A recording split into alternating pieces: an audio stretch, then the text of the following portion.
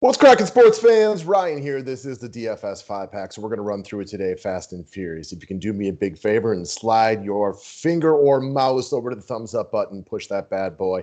Let's run through some of the top plays for today's big baseball slate. It is an early slate. We really only have day games as far as this is concerned, so it should be a lot of fun to watch this one progress throughout the day. All right, we're going to go through our typical new MLB video layout, starting pitcher, cash, GPP hitters. As far as today, no show sponsor for the day. We will get back to that tomorrow, but I am going to run a weekly membership sale. So it is $15 for a weekly membership. That gets you both sports. All new weekly memberships today get half of their first week reimbursed to them right away. So you get the full week for only $7.50. Website details are below. Subscribe to the station if you're new to it. And once again, if you can click the thumbs up button, it is appreciated. So we got two of the top DFS pitchers on the slate between Bieber or Bauer. They are both wildly in play.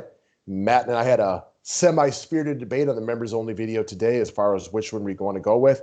He's Team Bieber. I'm Team Bauer. But we'll admit, it is really, really close. And it's not impossible to get to both of them today. Probably not going to be the ideal build because you're going to have to pay down on hitting, but there are enough cheap hitters to go around that you could potentially play both of them. Look, these guys are both amazing. And whatever one you want to go with as your SP1 today, I mean, you're just taking a guess which one's a little bit more dominant. There are good reasons to believe in both. I mean, these are the two Cy Young Award winners. They both have massive strikeout upside. So really, you cannot go wrong here beforehand. At the end of the day, obviously, one of these guys will change. So Matt likes Bieber because it's time for him to play stopper. Cleveland needs a win right here. His upside is as high as anybody. We're not at all, afraid of the Kansas City offense. They've had a few moments this year, but they are ripe for the strikeouts and everything like that. His upside is really only matched by the likes of Trevor Bauer. So you're going to want to get at least one of them in your lineup because even though there's some good paydown options today, these two guys each come with like legit 30-point upside every time they walk out there. And Bieber tossed 95 pitches or 94 pitches in his first start. So he's decently stretched out as well. Next up, so let's talk about Byron Buxton of the Minnesota Twins, guys. So I'm going to have a lot of that this year. Now that we've tried to really separate cash and GPP hitters, let's talk about Byron Buxton today. And I would encourage you guys to please listen to this one because I've done this a couple times in these few videos and I'm going to keep it going. Buxton is projected to be big chalk in the outfield today. Only 3,900, matched up against Matt Boyd, off to a torrid start this year. So what am I going to do with Buxton today? I'm going to play him in my cash lineup, and I'm going to fade him in my GPPs. There's so many outfielders at your disposal, and baseball is so unreplicable on a daily basis because just the nature of the way that baseball is.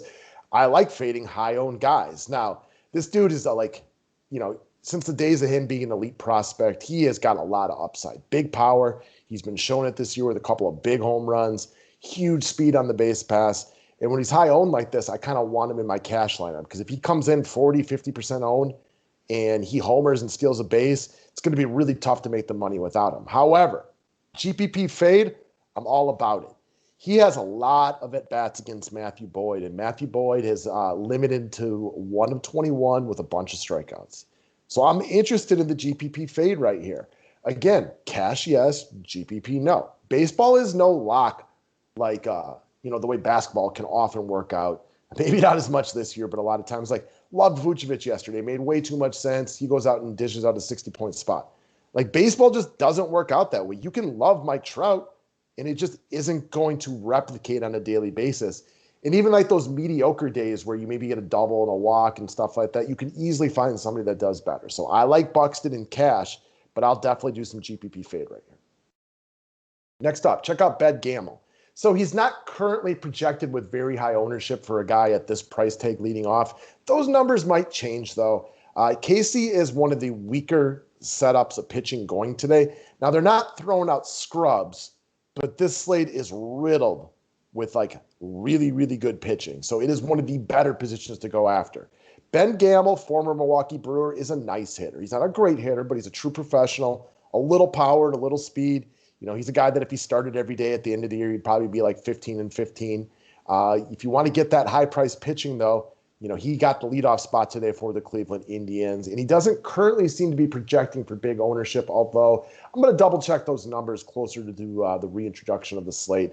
And he might be a guy that might be more cash viable than GPP viable, but he's a guy that, he's a solid play. 3K batting leadoff. I think you can run him in any format today, personally.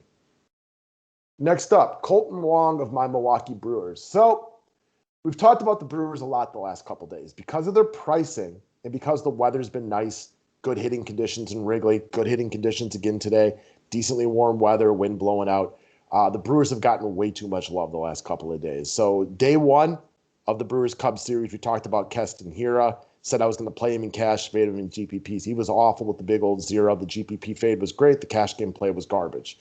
Yesterday, we brought up Omar Narvaez as the guy to go take a look at. He was fantastic. He homered for us. We got that one right. So we're 1-1 on this series. Today, I'm going to go with Colton Wong.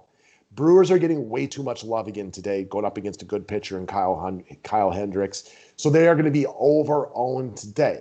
My favorite play of the group, though, is Colton Wong. Should likely be in the leadoff spot again today, only 3,200.